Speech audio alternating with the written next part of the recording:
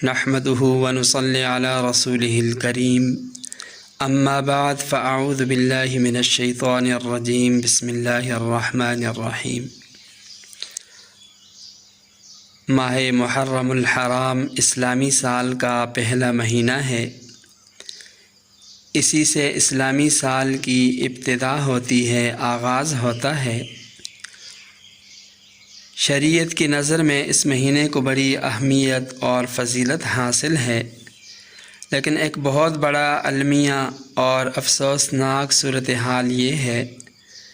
کہ مسلمان معاشرے میں ماہ محرم الحرام سے متعلق نظریاتی اور عملی طور پر بہت سی بدعات، رسومات، غیر شرعی افعال، اعمال اور بے بنیاد باتیں عام ہیں۔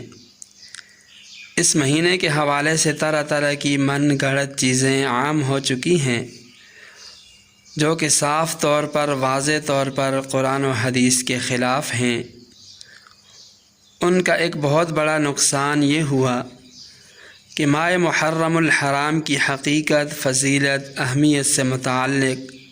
صحیح اور معتبر دینی تعلیمات دھندلا کر رہ گئیں، حتیٰ کہ مسلمانوں کا ایک بہت بڑا طبقہ اس ماہ محترم سے متعلق طرح طرح کی غلط فہمیوں کا شکار ہے۔ تو آج اسی مناسبت سے کچھ غیر شرعی نظریات اور اعمال کی نشاندہی کی جائے گی۔ اللہ تعالی ہمیں سننے اور سمجھنے اور اس پر عمل کرنے کی توفیق عطا فرمائے۔ ہمارے معاشرے میں بہت سارے لوگ سیدنا حضرت حسین رضی اللہ تعالی عنہ اور ان کے دیگر احباب کی شہادت کی وجہ سے اس مہینے کو غم کا مہینہ سمجھتے ہیں، جس کی وجہ سے وہ اس مہینے کو غم کے طور پر مناتے ہیں، اور ان کی شہادت کی وجہ سے اس مہینے کو منحوس سمجھتے ہیں، اس میں نحوست کا عقیدہ رکھتے ہیں۔ پھر اسی بنیاد پر اس مہینے میں شادی، بیاہ، خوشی کی دیگر تقریبات منعقد کرنے سے وہ اعراض کرتے ہیں۔ اس سلسلے میں ایک بات تو یہ یاد رکھیں کہ اسلامی سال کے 12 مہینے اللہ تعالیٰ کے مقرر کردہ ہیں۔ اس سے یہ بھی معلوم ہوا کہ اللہ تعالیٰ ہی سال بھر کے احکامات کا نازل کرنے والا ہے۔ جب اللہ تعالیٰ نے حضور علیہ السلام کے ذریعے قرآن و سنت کی صورت میں امت کو سال بھر کے احکامات بیان فرما دیے، تو ان تعلیمات کی روح سے سال کے کسی بھی مہینے، کسی بھی دن، کسی بھی لمحے شادی، بیاہ، خوشی کی دیگر تقریبات کا انعقاد ممنوع نہیں، بلکہ ہر مہینے شادی کرنا جائز ہے، خوشی کی تقریبات رکھنا جائز ہے۔ اس لیے کسی مہینے یا دن میں شادی، بیاہ، خوشی کی دیگر تقریبات کے انعقاد کو غلط سمجھنا، منحوس سمجھنا، یہ دین میں اپنے طور پر اضافہ ہے، جو کہ قرآن و سنت کی روح سے ایک سنگین جرم ہے۔ دوسری بات یہ ہے کہ نحوست کا اصل سبب صرف اور صرف گناہ ہے۔ ساری نحوستیں اللہ تعالیٰ کی نافرمانی کے نتیجے میں پیدا ہوتی ہیں، اللہ تعالیٰ کے احکامات کو پس پشت ڈالنے سے پیدا ہوتی ہیں۔ لیکن افسوس کا مقام ہے کہ آج کا مسلمان دنوں اور مہینوں کو تو نحوست زدہ قرار دے کر ان میں شادی بیاہ سے تو اعراض کر لیتا ہے،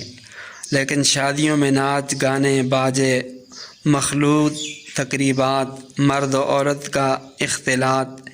ہندوانہ رسم و رواج جو نحوست کا اصل سبب ہیں، ان کو چھوڑنے کے لیے تیار نہیں۔ اسی طرح بعض لوگ حضرت حسین رضی اللہ تعالی عنہ کی شہادت کی وجہ سے اس مہینے کو غم کا مہینہ سمجھتے ہیں،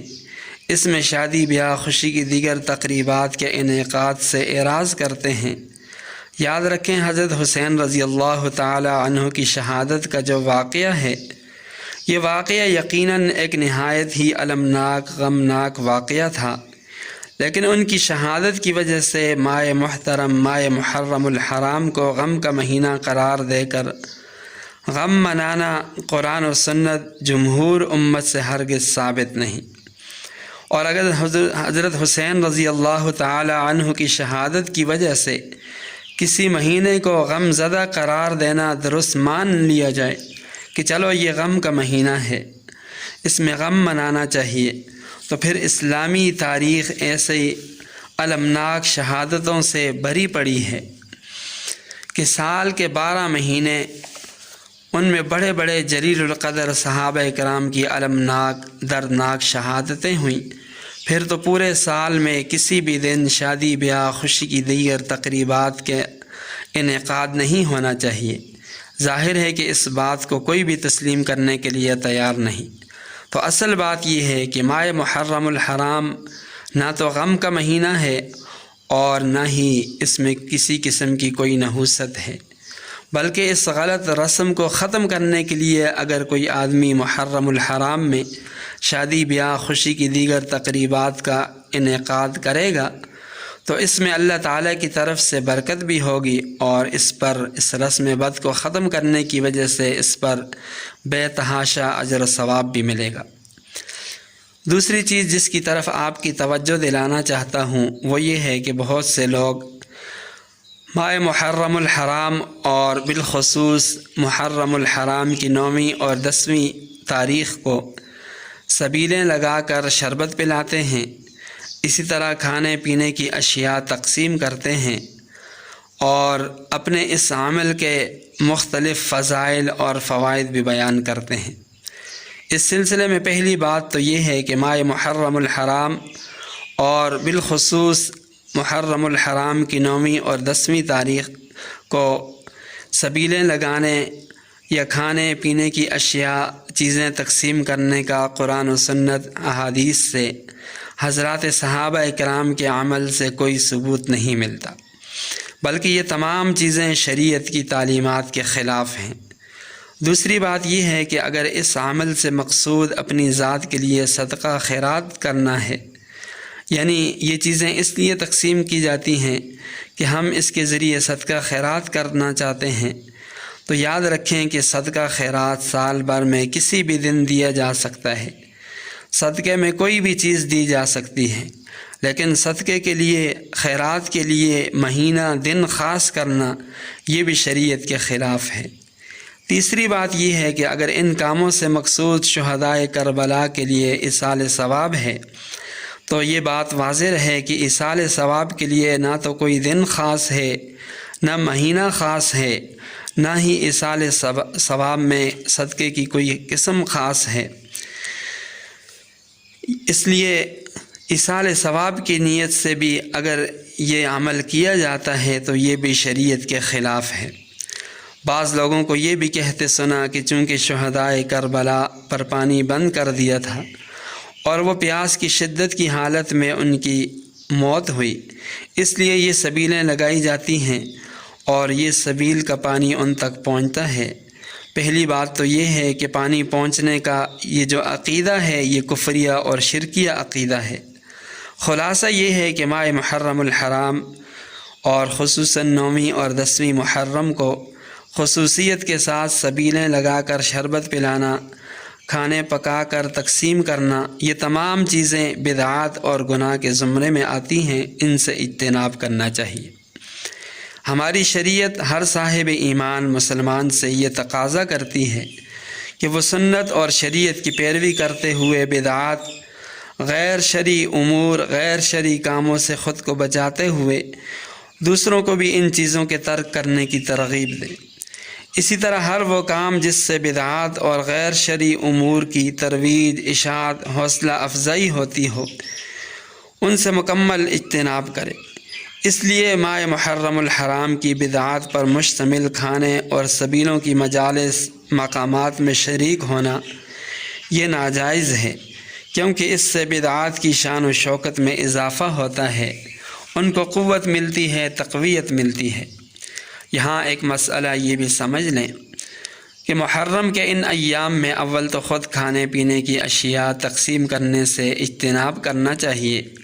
لیکن اگر کسی کے گھر سے کھانے پینے کی اشیاء آ جاتی ہیں تو پھر مسئلہ ذہن میں رہے کہ اگر حرمت کی کوئی اور وجہ موجود نہ ہو تو محض بدعت ہونے کی وجہ سے وہ کھانا پینا اپنی ذات میں حرام نہیں ہو جاتا۔ البتہ کوشش یہی کی جائے کہ ایسے کھانے کسی سے قبول ہی نہ کیے جائیں۔ ان کے سامنے مسئلہ بیان کر دیا جائے۔ لیکن اگر ایسا کھانا کسی نے قبول کر لیا، وصول کر لیا، تو تب بھی ان کے سامنے صحیح صورتحال واضح کر دی جائے کہ یہ چیز خلاف شرع ہے اور ہم اس کے قائل نہیں۔ اور پھر وصول کرنے کی صورت میں علماء نے لکھا ہے کہ خود اس کے کھانے پینے سے اجتناب کرتے ہوئے کسی غریب کے ہاں بیچ دیا جائے تاکہ بدعات کی نفرت دل میں برقرار رہے اور احتیاط کا دامن ہاتھ سے چھوٹنے نہ پائے۔ اس طرح جب لینے والے نہیں رہیں گے تو دینے والے بھی خود بخود یہ بدعات ترک کر دیں گے۔ ماہ محرم الحرام سے متعلق ہمارے معاشرے میں بدعات کی برمار ہے۔ ان تمام چیزوں کو اس مختصر وقت میں بیان کرنا تو ممکن نہیں، البتہ کچھ چیزیں تھیں جن کی طرف میں نے اشارہ کر دیا۔ البتہ کچھ کام ایسے ہیں جو ماہ محرم الحرام میں کرنے کے ہیں، قرآن و حدیث سے ان کا ثبوت بھی ملتا ہے۔ ان میں سے پہلی چیز توبہ استغفار کرنا ہے کہ اس مہینے میں اپنے گناہوں کی توبہ کریں، گناہوں سے توبہ کریں، اللہ تعالیٰ کی طرف رجوع کریں۔ دوسری چیز ماہ محرم کے روزے ہیں۔ اس پورے مہینے میں روزے رکھنے کی فضیلت احادیث سے ثابت ہے، اور بالخصوص یوم عاشوراء یعنی 10 محرم الحرام کا روزہ رکھنا یہ زیادہ فضیلت کا باعث ہے۔ البتہ اس میں بہتر یہ ہے کہ 10 محرم کے روزے کے ساتھ 9 یا 11 کا روزہ ملا کر رکھا جائے تو یہ زیادہ بہتر ہے۔ اس میں ایک تو آپ علیہ السلام کی خواہش تھی، اس کی تکمیل ہے، اور دوسری بات یہ ہے کہ اس میں یہود کے ساتھ مشابہت لازم نہیں آئے گی۔ البتہ اگر کوئی شخص تنہا 10 محرم کا روزہ رکھ لے تو یہ بھی موجب اجر ثواب ہے، اس پر بھی اجر ثواب ملے گا، لیکن بہتر یہی ہے کہ 10 محرم کے ساتھ 9 یا 11 کا روزہ ملا کر رکھا جائے۔ دوسری چیز متعدد احادیث سے یہ بات ثابت ہے کہ جو شخص اپنے اہل و عیال پر عاشوراء یعنی 10 محرم الحرام کے دن کھانے پینے دیگر اخراجات میں وسعت کرے گا تو اللہ تعالیٰ اس پر پورا سال وسعت فرمائیں گے، فراخی فرمائیں گے۔ لیکن یہ بات یاد رکھیں کہ یہ ایک مباح عمل ہے، ایک اچھا عمل ہے، البتہ اس کو باقاعدہ عمومی دعوت کی شکل نہ دی جائے کہ محلے میں اسے تقسیم کرنے کا سلسلہ شروع کر دیا جائے، اسی طرح اس کو ضروری بھی نہ سمجھا جائے۔ تو ایک مباح عمل ہے، ایک بہتر عمل ہے، اس پر اگر عمل ہو جائے تو بہتر ہے۔